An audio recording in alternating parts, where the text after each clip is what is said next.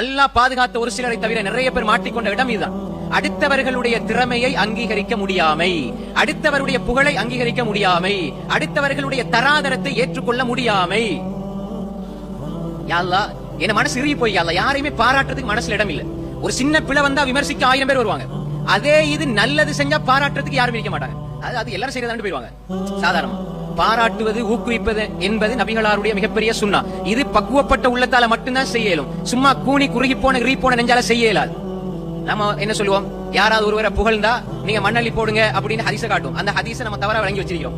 யாராவது ஒருவரை அவர்கிட்ட இல்லாத ஒன்ன சொல்லி புகழ்ந்து ஏதாவது எதிர்பார்த்து புகழ்ந்தா தான் இது சொல்லப்பட்டே தவிர, இருக்கிறத புகழ்ந்தா ஒன்னும் பிரச்சனை கிடையாது.